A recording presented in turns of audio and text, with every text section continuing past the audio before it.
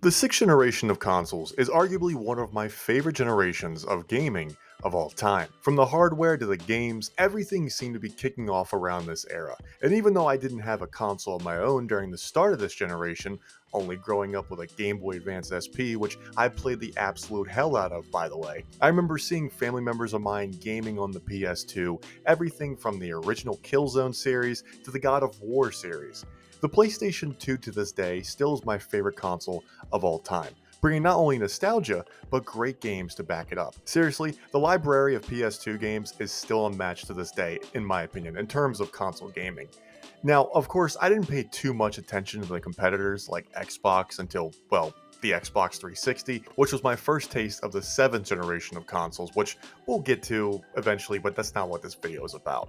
And I always used to see GameCubes on sale along with a ton of their games in the electronics aisle, which, looking back, I wish I could have taken advantage of considering how expensive GameCube games are now. Oh my goodness!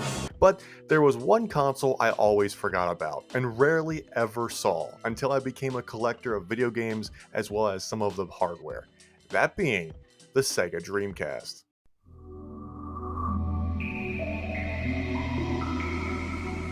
Now, cut me some slack. I always knew about Sega being in the console market, but it wasn't until a couple of years ago, after really starting to get into this crazy hobby of mine, that I learned they were the ones that kicked off the sixth generation of consoles. That infamous date of 9/9/99 was the official start of North America's generation.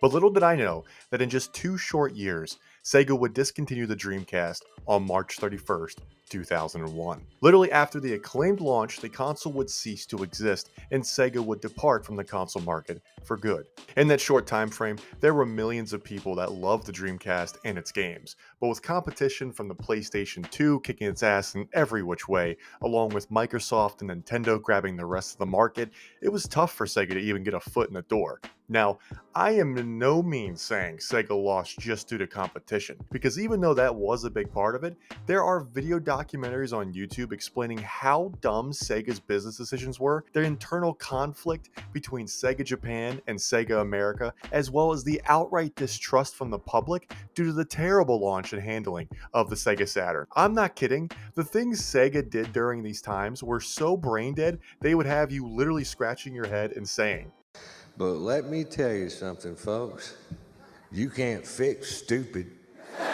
the company pretty much dug its own grave before the Dreamcast could even come out. That being said, years after its discontinuation, people still love this piece of hardware. And it got me thinking, since the ninth generation of consoles that we are currently in and its games haven't really been living up to the best of standards, or having outrageous monetization practices, always requiring online for single player games, and the biggest point for me is not having physical copies as frequently stocked in stores anymore, which is crazy even to say out loud. I can't believe that's a damn problem now. Look, I'm not saying the ninth generation hasn't had any good games. We have had some, like Baldur's Gate 3, as well as my personal favorite and game of the year for me last year in Stellar Blade, which was just amazing. I just thought to myself, why not get a Dreamcast? Yes, I know there is a thing called emulation. Yes, I know there are things that are called PCs. I'm editing this video on it right now. But I don't care about that stuff. I'm an old school guy. I like collecting games and consoles, and without much thought, I went ahead and I bought one.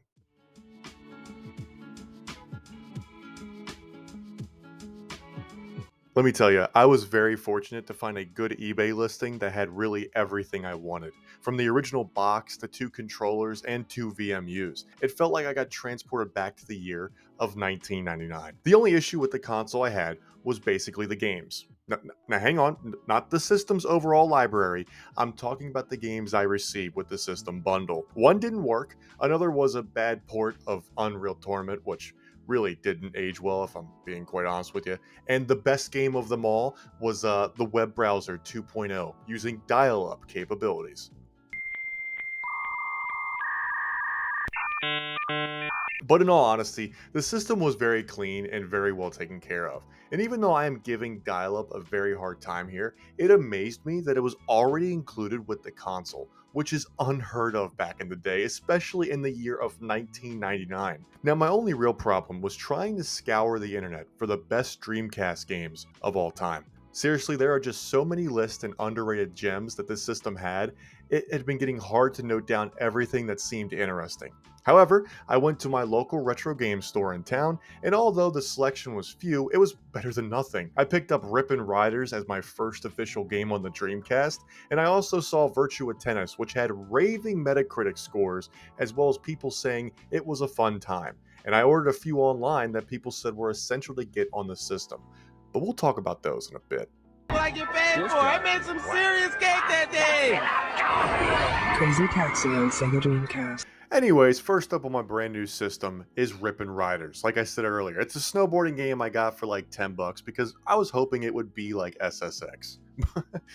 Boy, was I wrong. The game isn't bad per se, and in fact, the 60 FPS that the game has is very impressive at the time, but man, the trick system is just garbage. I couldn't figure out how to do any of the tricks, and I couldn't do them as easy as I once did in SSX, which was just making me frustrated. Even after almost over an hour trying to keep giving this game a chance, where I even looked at the damn manual on how to do the trick system, I had to come to the realization that I am just very stupid.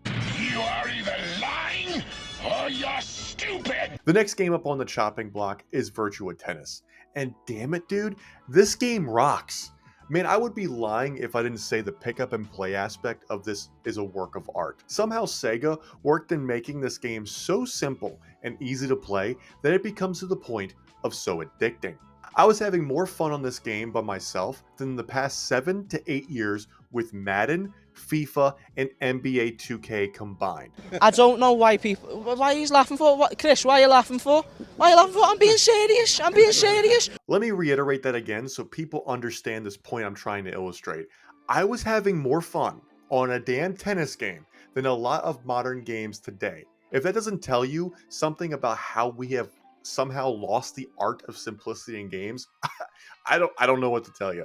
Virtua Tennis is a game that you say like, oh, I'll be playing this for like 5 minutes. Let me just get a quick game in. And then all of a sudden, an hour goes by. The game modes you have in this keep you hooked in, especially the World Tour mode, which you move up the ranks by beating opponents and unlocking stages and characters. Remember that? Remember when you didn't have to pay for characters and maps in games? You actually just earned them? Yeah, me too. Good times. Now, even though I was enjoying these games, there were some noticeable things that were starting to get on my nerves a little bit. The main one being the resolution on my television. Although I am used to playing on CRT TVs when I was younger, especially during my plug-and-play days with Atari, it was something that was just really affecting me. So I looked up online and realized there was actually a solution that allowed a VGA output of the Dreamcast to an HDMI signal. At first I was hesitant because I had one for my PlayStation 2, and let's just say for the PS2, if you want the best picture quality, play on either emulation with a PC or get component cables for the supported TVs. But I bought it anyway for $40, and my goodness, does this thing do absolute wonders for cleaning up the resolution. You go from 240p, literally counting the pixels on your screen, to a crisp and clean 480p. When I turned this on for the first time, it reminded me of seeing HD for the very first time. So I could only imagine when people in 1999 hooked this up to VGA monitors, they were probably speechless. Dear God, it's beautiful. This little trinket is essential for playing the Dreamcast in 2025. Don't just pass by it, get it along with your console, and you can thank me later. I will drop it down in the description below for those of you that are curious. Now, I know this next point I will get some flack for, along with some major heat, but I do not like the Dreamcast controller. Torches! Get your torches! Pitchforks! You can't be an angry mob without pitchforks! I know, a lot of people enjoy it, but if I was starting to find it not comfortable, along with it being big and bulky and cramping up my damn hands, That's what she said! I needed an alternative, which luckily I found one. You see, Retro Fighters makes a Dreamcast controller that is actually very comfortable. They also make pretty good controllers for other systems.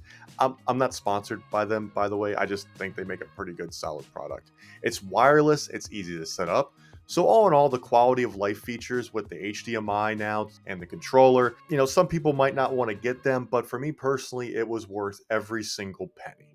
Now, one thing people tend to forget about the Dreamcast and or fail to mention to new buyers is that this console can be loud. The disc reader in this thing caused me several times to either stop playing the game and just look over at it, wondering if it was going to blow up on me. But then I realized that after looking this up online, it's normal, I guess. Right. I also felt very dumb because every time I turned on this console, a loud beep would just go off. At first I thought it was the system booting up until I looked down at my controller to see the VMU turn on. Once again, I am dumb. Hey, Mordecai. What? Do you think I'm dumb? Yes. Okay, yeah, I thought so. I was just checking. Now the VMU, which stands for Visual Memory Unit, I didn't realize actually displays things while your game is going on. Like for instance in NFL 2K, you can look down and see your plays, that way your friend next to you doesn't see what you're picking. You can also take these things out and play them on their own, which might seem dated today, but that is just so damn cool. Even though it was rare, you could actually go to an arcade, plug these things in, and transfer your data over to the machine, which again, might seem outdated, but keep in mind folks, this is in the 90s, and damn it, if you don't think this is cool or innovative, then I don't know what to tell you. After getting everything set up along with the new controller and the HDMI output, it was really up to the games to keep me entertained. Because, you know, that's the whole reason you buy a console is to play the games, no matter what dumbass stance Phil Spencer says, because seriously, I have no idea what the Xbox camp is smoking over there. But something interesting happened. As I was playing the system and trying out different experiences, not only was I having fun, I was beginning to see what games used to be, and why I fell in love with consoles like the PS2 in the first place, which was the pick up and play aspect.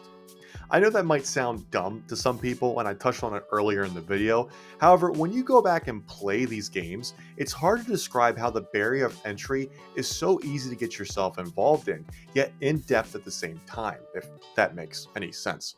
That just makes no fucking sense. I mean, it's just bullshit. Seriously, the games on this system are no joke, and it blows my mind that some of them haven't been ported out to other systems. But speaking of games, there were 3 that I just couldn't stop playing. And one is a must-own, even if you're not a fan of the genre.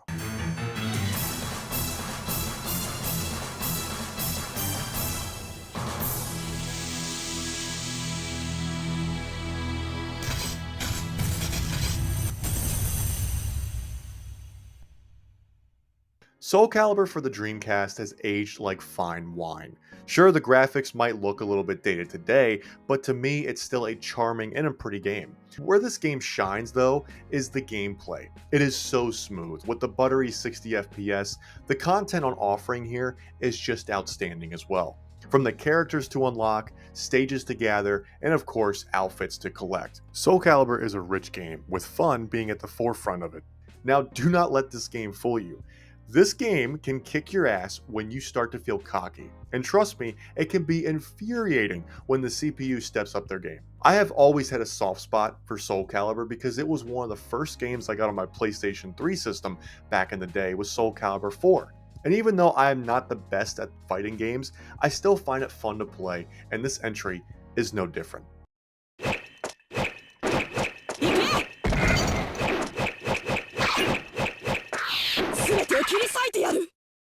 I still see people today mention of how when this game came out, it was unbelievable to actually see. It was a franchise that now you didn't have to go to the arcade to play. You had the ability to own the superior version at home. Soul Calibur 1 is something that if I got this on launch day back then, because keep in mind, this was a launch day release, I would have been so glad I did. Playing this made me more disappointed in the fighting game genre today, because I'm not a big Tekken guy even though I know it's a big game right now, and I'm not a Street Fighter 6 guy even though I played it on my Xbox, I just couldn't really get into it. I'm a big fan of Mortal Kombat and Soul Calibur with some Dead or Alive mixed in on the side. This just made me want the simplicity of Mortal Kombat back instead of the absolute disappointment of MK1. Don't even get me started on that damn game, I swear. It also makes me hope that sometime in the future, we can get Soul Calibur back, and it makes a solid entry, because if we can get Virtua Fighter to return, we can definitely get Soul Calibur too.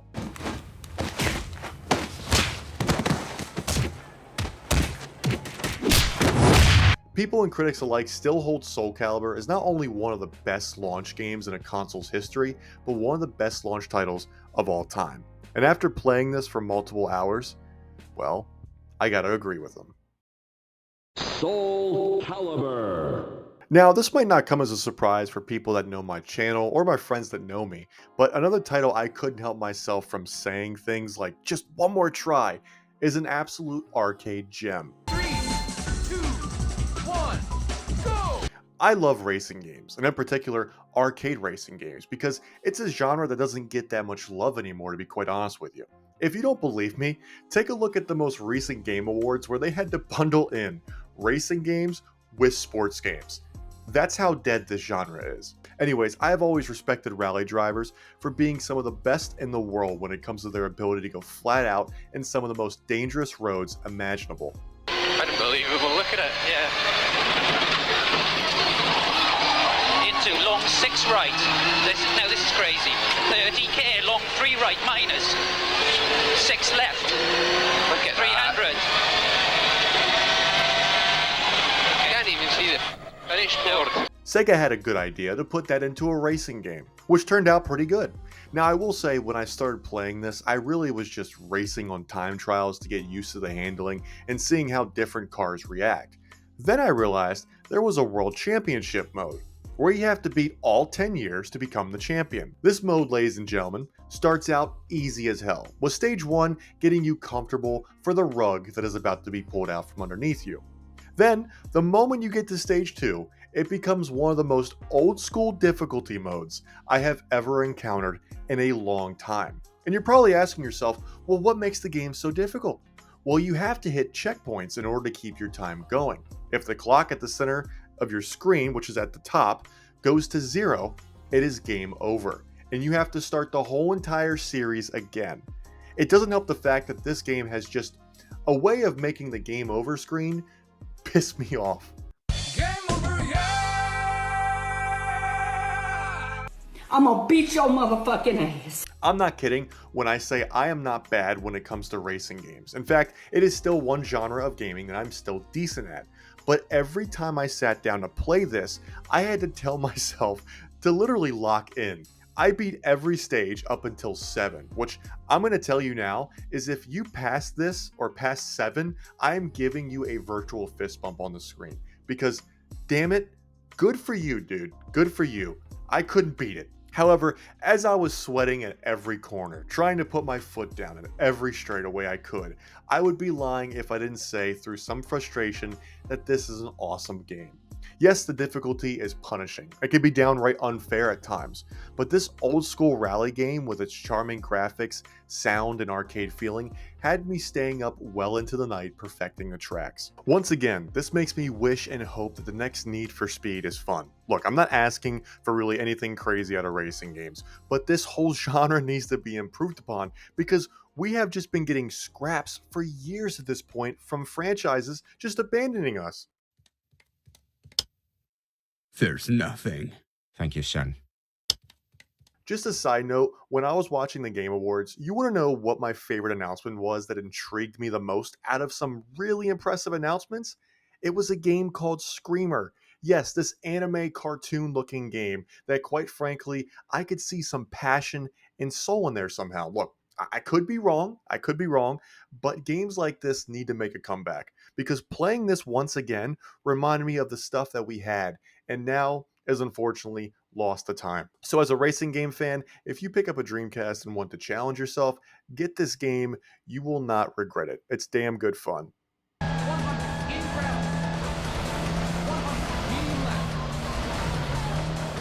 Now, the last game on my list that I was playing quite a bit of might upset some people that are Dreamcast fans, saying it's not a console exclusive, it's a third-party title platform or whatever, but nonetheless, I was having a good time. And that being a franchise, I now understand why people wanted to come back. Dino Crisis. Yep, Dino Crisis. I have no idea why it took me so long to play this game, but I played it. I really like it. Capcom, please remake this. Dino Crisis is literally Resident Evil mixed with dinosaurs. And if that doesn't sound terrifying to you or cool, I honestly give up. Like honestly, aren't dinosaurs still cool? Like I think they still make life better, with video games and stuff like that. I mean, come on. Capcom was doing their thing back then. Life is good, but it can be better. There was an instance where the game got me very good, which was when a raptor jumped through a window to jump scare the absolute hell out of me. Clever girl. Now look, the game is from 1999, okay? I mean, my goodness, take a shot every time I've said 1999 in this video. So it is old, but it still holds up surprisingly well. I did get frustrated a couple times on where to go because my sense of navigation is just downright terrible. Seriously, in the Silent Hill 2 remake, even when I knew I was going somewhere, I still checked the map about 7 times before I got there. I do love the atmosphere of this game, the setup, the story, and the characters. I hope that Capcom remakes or continues this franchise because when I was playing it, walking down the halls, listening to what was in each room or corridor, it was thrilling as well as filling me with a sense of unease. Now I know why people want a continuation because there is just so much potential here to bring to horror game fans. I highly recommend if you haven't played this yet, you can easily get it on PlayStation if you don't have a Dreamcast, and you will have an awesome time. I highly recommend this. Now I will admit that when I bought this piece of hardware, I was a little bit worried because I never owned a Sega console before, and I didn't think the games would hold up. Well, lo and behold, I couldn't have been more wrong. And to be quite honest, the only thing I knew Sega for was really Sonic and Shadow.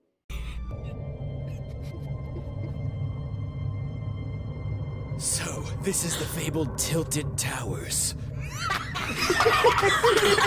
The Dreamcast is home to some amazing hidden gems that deserve to be recognized for how much fun they actually are. Yes, the console isn't perfect. Not all the games are 10 out of 10s, but in 2025, the Sega Dreamcast remains a beloved console for retro gaming enthusiasts like myself, offering a nostalgic journey into the early 2000s with a unique library of titles that still hold up today. Its innovative hardware, online capabilities at the time, and memorable games that I still want to play like Jet Set Radio Shenmue, and of course, the raving review that I gave Soul Calibur, for which we touched on earlier, are a testament to Sega's visionary approach. Even if its commercial lifespan was short-lived, as well as the business side of things being beyond poorly executed, Dreamcast games continue to captivate with their distinctive art styles, immersive worlds, and groundbreaking mechanics that are often ahead of their time and still surprise me even to this day. These titles deserve more recognition, as well as the console, as they represent the heart of gaming's so-called golden era for me and many people, blending creativity with technical ambition, whether through their captivating stories, innovative gameplay, or just timeless charm. The Dreamcast offers an experience that's still fun and engaging all the way up until 2025, and it deserves to be rediscovered and celebrated by both new and old fans alike. Yo, Sonic! Sonic! Man, stay off the light speed! My bad. Sonic Adventure on Sega Dreamcast.